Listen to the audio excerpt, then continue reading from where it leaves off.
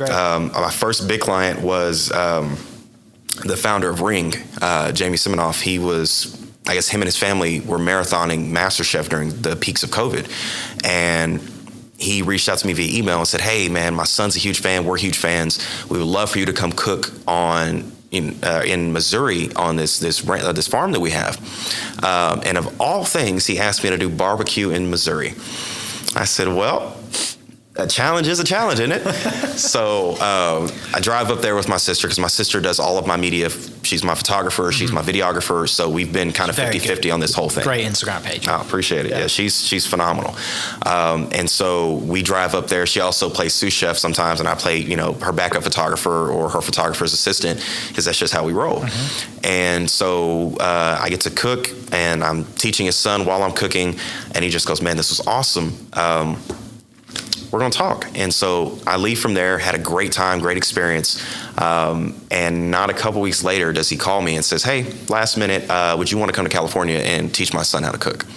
And so I spent a week in California just tutoring his son and built a friendship, and I consider them as much as they do consider me family now. That's amazing. And so that was my first big venture into, cooking for people of influence.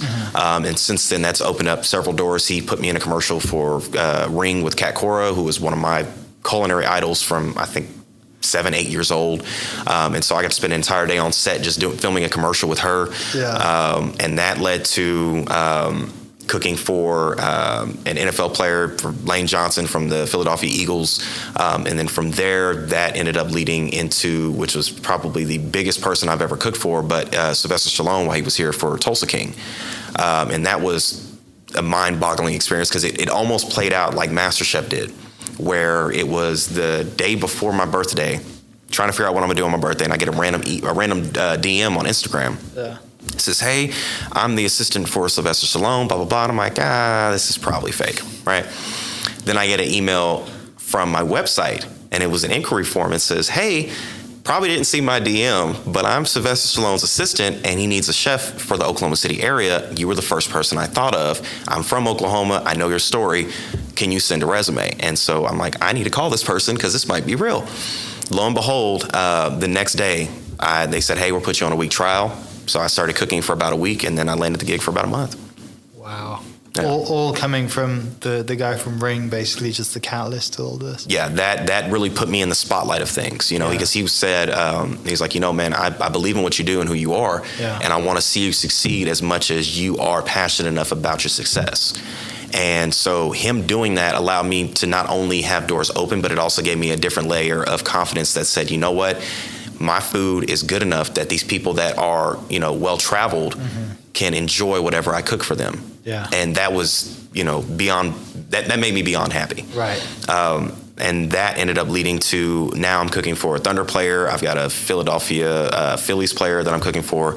And so I've got several different people of influence now that trust me in that way. And to me, that's the biggest thing about it, is that you trust me to be able to deliver on not only what you're craving, but what you're fueling your body with, especially if athletics is your bread and butter. Yeah. And so, it opened up doors in a way that I did not anticipate and set my career in an entirely different trajectory. I mean, it's amazing, right? Like, it's amazing because the thing with food is, like, you get a direct, response. When someone takes that first bite, they're either going to tell you, you need to do it again, or they're going to tell you this is great. Like, you don't have to wait 3 weeks for someone to fill out a form to say, you could have done this better. Like, there and then, which is, again, like when you're on trial for Stallone, it's like, am I going to get it? Is it going to be great? Whatever. But also, it's tough because everybody's different. Yeah. Right? Like, you could cook something for Stallone and he thinks it's amazing, and I would be spitting it out because I'm like, it's too hot for me. I don't like it, right? Because I hate spicy food. But that's the challenge too, right? It's you have to have that communication skills with the person you're cooking for to be like, okay, what do you like? Absolutely. Right? That's the tough part too. Yeah. It's the trial and error, the ebb and flow of that's kind of the dance. And that's the most interesting part, is that the clients that I have, the people of influence, it's never a preference. Yeah. It's I either want something healthy or I want something healthy that tastes good. And I have these allergens or I have no allergies. Make me something, good luck. Yeah. That's, to me, the most fun and the most scary. It is simultaneously the best and worst part of the job. because I'm like, oh, I get creative freedom. I love this. This is why I wanted to be a chef. You know, this ability to express in that way. And then it goes, ah, crap, I messed up. This is going to be bad. Well, all right. One and done. Yeah. So I cooked for Stallone once. Yeah.